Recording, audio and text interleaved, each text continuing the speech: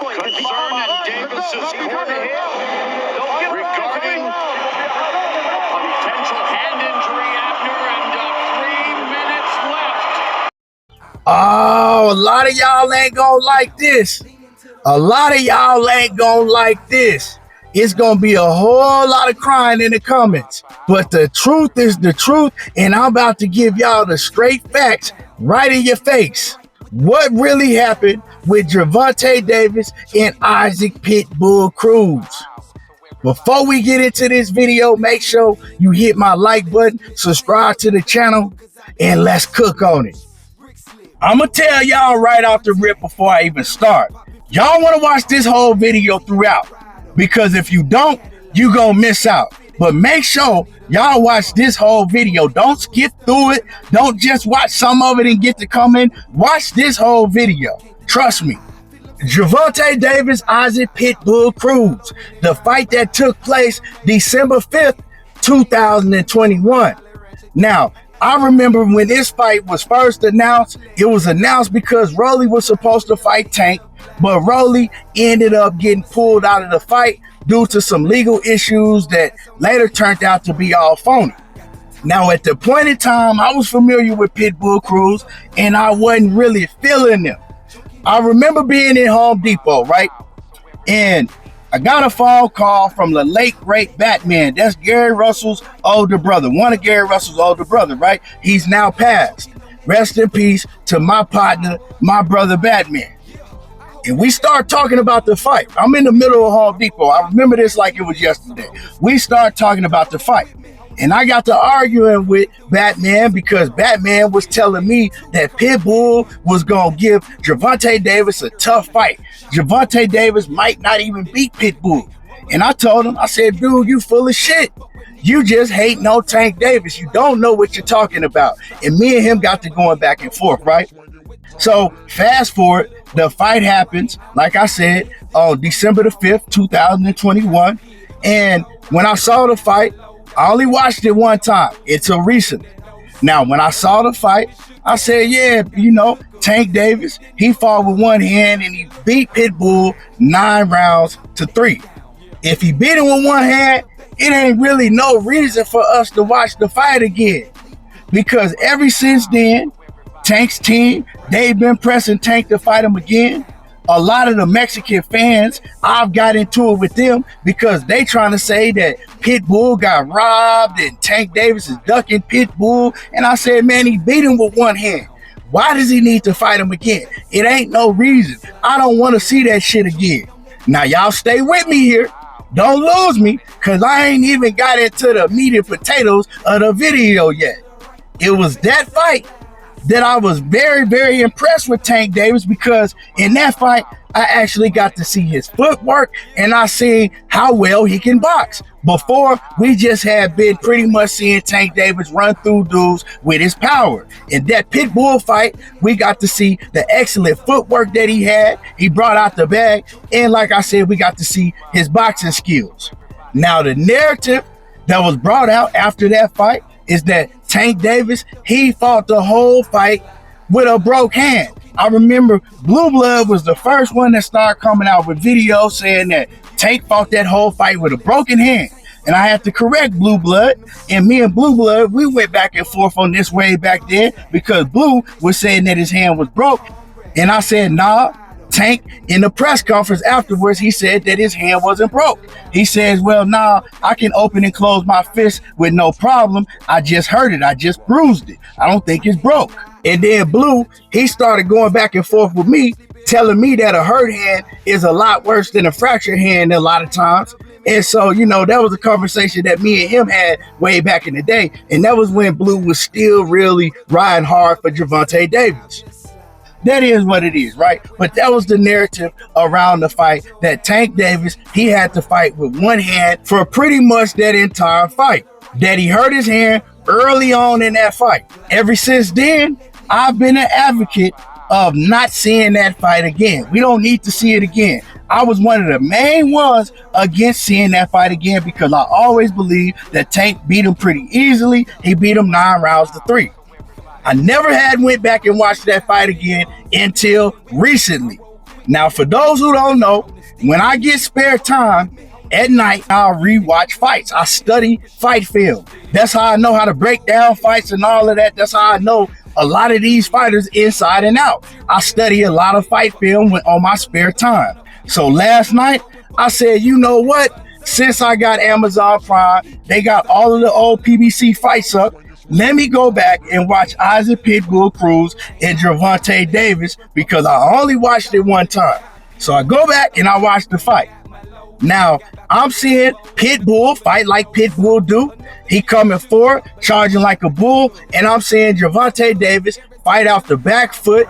He's boxing Pitbull in the beginning. And then later on in the mid-rounds, Tank Davis, he started opening up on Pitbull with the power shots. Now, a lot of these rounds are still very close because Pitbull is doing a lot of damage to Tank Davis's body. It's probably like for the first 5 or 6 rounds, Pitbull really focused on the body. He was rarely throwing headshots. And Tank Davis, you know, he was fighting off the back foot and he was trying to catch Pitbull with that uppercut, but he could never catch him clean. Now, as I'm watching the fight, like I said, a lot of the rounds were very close. But Tank Davis, he was outboxing Pitbull, and I had Tank winning most of the early rounds, right? To be more specific with y'all, after 6 rounds, I had Tank winning 4 rounds. I had Pitbull winning 2 rounds. 4 rounds to 2 for Tank. Now comes the 7th round, right? This is when Tank really started opening it up on Pitbull. I'm talking about he was hitting Pitbull with shots that he usually get everybody else out of there. These shots that he was landing on Pitbull in the 7th round, don't nobody usually stand up from these shots. But I noticed, man, Tank was hitting Pitbull with everything and the kitchen sink, and Pitbull kept coming. His nose was bleeding and all of that, but he kept coming. Tank could not hurt Pitbull Cruz, and he was landing clean flush shots on him, but he couldn't hurt him, and Pitbull continued to come. Now, at that point, after the 7th round, I got it 5 rounds to 2 for Gervonta Davis. And then I thought to myself, wait, his hand ain't hurt. He been throwing his left and his right hand throughout the whole fight. And I'm talking about he been throwing it at full speed and full power. He's not lingering with his hand. His hand ain't hurt at all. His hand looked like they're 100%. He using both of them. And like I said, in that round, he really opened up on Pitbull. Throughout the whole fight, he was throwing both of his hands with full power and full speed up to that point. So I'm like, okay, well, now let me start really paying attention to find out when does he hurt his hand. Pitbull comes out in the 8th round, and he clearly wins that 8th round. Tremendous body shots, caught Gervonta Davis with some hard head shots, and he wins that round. Now, Pitbull is starting to close the gap at this point. But I still got Tank up 5 rounds to 3. Now, I'm still looking to find out when Tank hurts his hands because this point, he's still throwing both of his hands with full power and full speed. Now we pass the 8th round. We go into the 9th round. Tank Davis, he clearly wins the 9th round. We go into round number 10 now. Gervonta Davis, he come out, popping his jab, throwing his left, throwing his right. He good, you know. Tank, he looking good. This is when he hurts his hand. Round number 10, around the minute and 30-second mark. I'm going to put the picture up right here so y'all can see it. Now, if you're looking at the picture, you can see Tank Davis, he's squinting. This is when he hurt his hand. And then I'm going to put another picture up so you can see Tank Davis, he's now fighting with one hand. You see, from a minute and 30-second mark of round number 10. Pitbull Cruz, he goes on with his aggressiveness, his body work, and he landed some hard shots to the head on Tank Davis. Pitbull wins that round. Come round number 11, Tank Davis, he comes out. Now you can tell he's hurt. He's not throwing his left hand at all. He's using his right jab, you know, and he's not throwing the left at all. Tank Davis is a southpaw for people that don't know. So his left hand is his power dominant hand. So at this point on, you can tell Tank Davis is clearly hampered, right? He can't use his left hand. He's hampered. He's clearly at a disadvantage at this point in time. But he's moving. He's turning Pitbull Cruz. He's spinning Pitbull Cruz, but Pitbull continues to come with pure aggressiveness. And he can smell that Tank Davis is hurt. Pitbull, he goes on to land a big, huge left hook on Tank right against the ropes. Kind of the same punch that he caught Rolly with, and he slapped Rolly with that shit. But I noticed with Tank, Pitbull was catching Tank with the same big shots that he was catching Rolly with throughout that fight. But he wasn't affecting Tank like that. Tank was eating them shits. Rolly don't have a chin, but Pitbull was catching him. Pitbull, he goes on to win that 11th round. At this point in time, I got it 6 rounds to 5, Gervonta Tank Davis. Pitbull, he's closed the gap. Now it's the 12th round. Now it's really crunch time because Pitbull on my scorecard, and it's crazy because me and Steve Farhood, we had the same exact scorecard. On my scorecard, I had it 6-5, and me and Steve Farhood, we scored the same rounds for Pitbull and the same rounds for Gervonta Davis. Going into the 12th round, Gervonta Davis, this is when his hand really started bothering him because he was slumped over on his stool. Calvin Ford and Barry Hunter was telling him, F that injury, you good, forget all of that.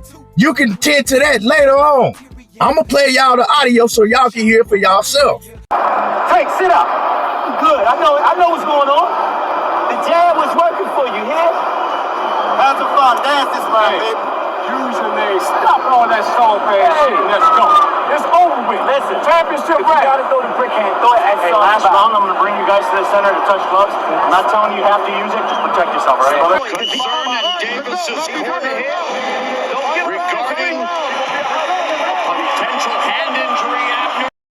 Tank goes out and he does just that. He controlled the whole 12th round with his footwork and his jab. Pitbull, you know what Pitbull do. He was running in wild, missing wild shots, and he couldn't really touch Gervonta in that 12th round. So Gervonta Tank Davis, he closed it out. It was a very close fight. I ended up having it 7 rounds to 5 for Gervonta Davis. If Pitbull had won that last round, that fight would have been a draw. That was a very close fight. And the narrative was that Gervonta Davis had a hurt hand throughout that whole fight.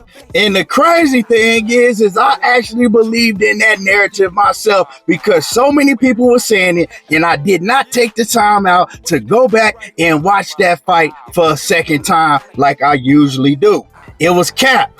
Tank Davis was not hurt throughout that whole fight. Matter of fact, he actually fought 100% up until the last part of that fight, and he lost 2 out of the 3 rounds after he got hurt. He did come back in the 12th round and boxed beautifully and pulled it off. So my hats off to Tank Davis for what he did in that 12th round. He sucked it up and he got the job done. Now, ever since then, Tank has been refusing to fight Pitbull Cruz. And like I said on several occasions, I ain't want to see it either. But now, I wouldn't mind seeing that fight again because I'm looking at that fight, and when I was breaking it down, and I said, if Pitbull had any type of jab, he would have been able to beat Gervonta Davis. He would have been able to win that fight because I noticed that Tank, he didn't like the pressure, and when he figured out that he couldn't hurt Pitbull Cruz because he hit him with everything he had, when he figured out he couldn't hurt Pitbull Cruz, he didn't like that. And I know a lot of y'all get mad and crying and stuff. Go back and watch the fight and study film like I do. He did not like that, and he cannot hurt Pitbull Cruz. I'm telling y'all right now. He hit him with everything, and Pitbull kept coming. Pitbull is a one-dimensional fighter, but he has a very solid chin. He got a gas tank out of this world, and he has relentless aggression. That's the only thing he got. But Tank Davis, I don't think he likes that style. He didn't like having to deal with all of that, and now I truly believe this is the reason why he was turning Pitbull down, because his whole team was begging him to fight Pitbull. Now I'm not tripping if he ever fight him again or not, right? But I wouldn't mind seeing it. This is my beliefs. Y'all don't have to believe what I believe. But after seeing what I saw, I think that he just didn't want to deal with Pitbull Cruz's style again. Frank Martin, Frank Martin and Gervonta Davis, they will be getting it on in June. I will be in the building. But one thing I got to say about that is Frank Martin can have a lot of success against Gervonta Davis. It all depends on, can Frank Martin take Tank's power? If he can take Tank's power, he gonna give Tank a lot of problems. Anyway, y'all let me know how y'all feel about this. Drop a comment in the comment section. Make sure y'all hit my like button. Subscribe to the channel if you're not already subbed. And y'all already know how I do. Diego's talking that boxing again, and I'm gone. Choking on that needle. 2 miles per hour, so everybody see.